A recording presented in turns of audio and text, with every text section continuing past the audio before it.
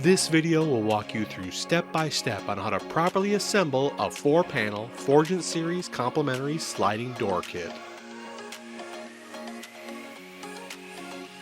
Apply foam gaskets to the head of the sill ends on both jamb members. The two gaskets are different in shape, so you will need to match them to fit the cutout of the frame. The head gasket is the larger gasket. Note that the foam gaskets must be installed to align even with the edges of the profile to avoid improper seal. Silicone both ends of the sill, filling the chambers completely. Chambers that require silicone are filled in solid. The sill is the part with the all-aluminum anodized parts snapped onto it. Align and fit the sill assembly to the vertical jamb member. Using number 10 2-inch pan head screws, secure the sill to the jamb until the foam gasket is compressed. Repeat this step for the opposite jamb. Repeat the steps to secure the head frame to the jamb, and then continue to the opposite jamb and repeat the steps for the opposite side. Using number 10 2-inch pan head screws, secure the jamb until the foam gasket is compressed. On the exterior side of the unit, apply sealant at the head of the door in each corner, placing sealant on the foam plugs. Begin by making sure your rough opening is prepared and ready for the patio unit. Rough openings should be ½ inch wider and higher than the outside measurement of the patio frame. The rough opening must be plumb, square, level, and in plane. The floor beneath the unit must be solid and level for proper unit operation. Before installing the unit into the rough opening, apply a 3/16" bead of sealant to the nail fin. Sealant is required at the head and jambs. No sealant is required at the sill. Next, run two 3/8" beads of sealant across the width of the subfloor and up each side a minimum of 12 inches, allowing the sealant to pool in the corners.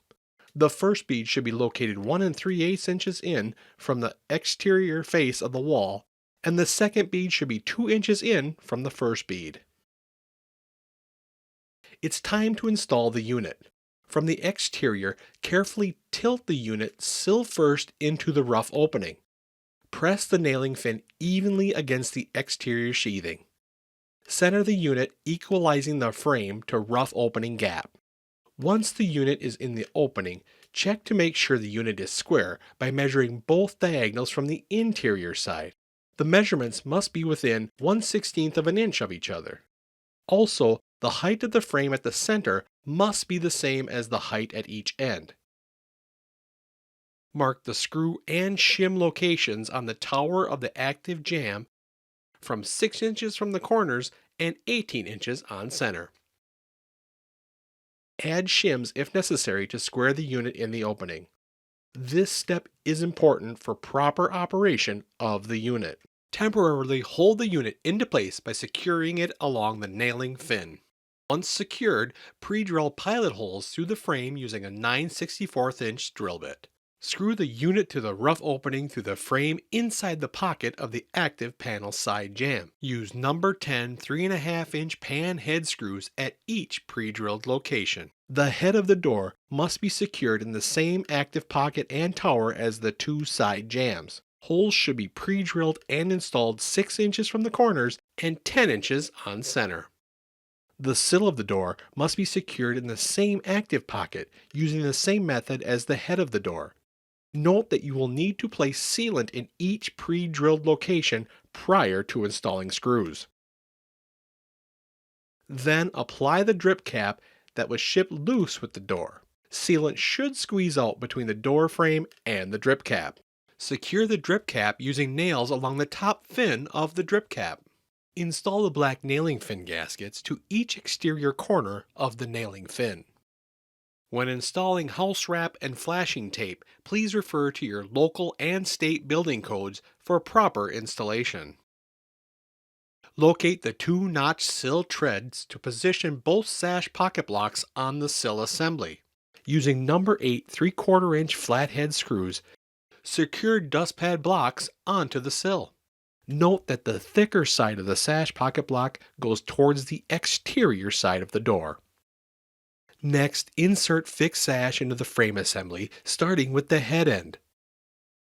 Swing the bottom of the fixed panel into position until it rests on the fixed sash support profile on the sill frame assembly.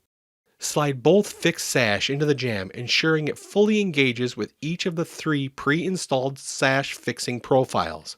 Slide the sash fast and with force to ensure the 3 sash fixing profiles catch.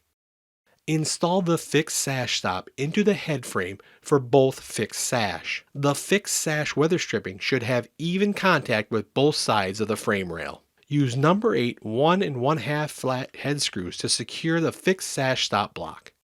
Install the second sash stop block on the fixed sash support profile. The fixed sash weather stripping should have even contact on both sides of the sash support. Secure the block to the sash first, then secure the block to the frame. Start at the bottom and then move to the top. Insert active sash into the frame assembly, starting with the head end, and swing the bottom into position until it rests on the aluminum track rail of the sill assembly. Open active sash completely. Slide in the sash pocket block from the active jamb side. Align pocket block with the edge of the fixed sash and secure using 2 number 8 3/4 inch flathead screws. Secure the bottom block from the exterior side of the door. Note that the thicker side of the sash pocket block goes towards the exterior side of the door. The active panel will need to be adjusted down so the panels are even at the head. Locate an additional sash pocket block centered above the H-mullion for 4 panel doors. Using 1 number 8 3/4 inch flathead screw, secure the sash pocket block from the interior side of the door. Snap the H-mullion into the active panel sash. Ensure the H-mullion is flush with the bottom of the active panel. Using a rubber mallet, you will have to hit this mullion with some force to get the legs to engage into the sash pocket.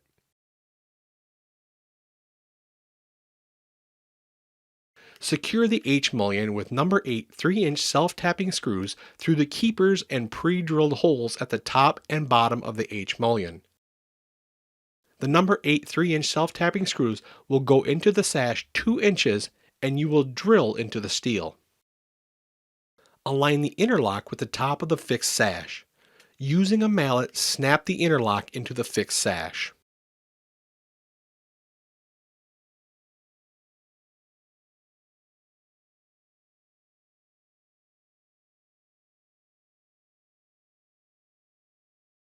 Align the active sash interlock with the bottom of the sash. Using a mallet, snap the interlock into the active sash from bottom to top.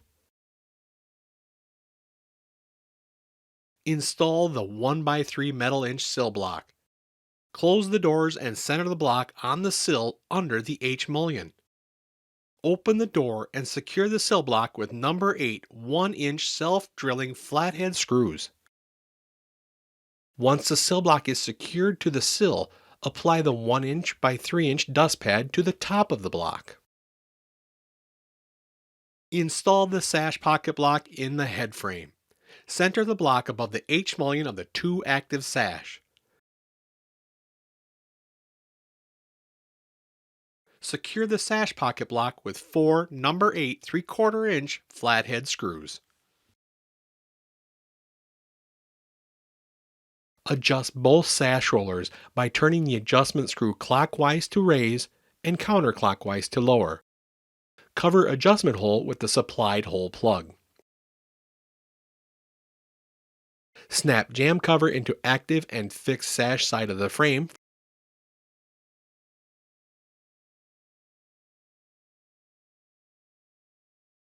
Install the door bumper at the top or bottom of the door. Insert the black bumpers into each end of the nylon housing, then secure at the sill or head with number 10 2-inch flathead screws.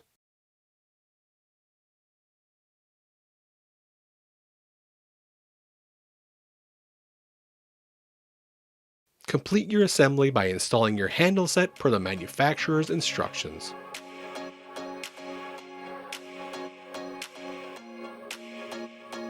To learn more about this and other Kolbe products, please visit our website at kolbewindows.com.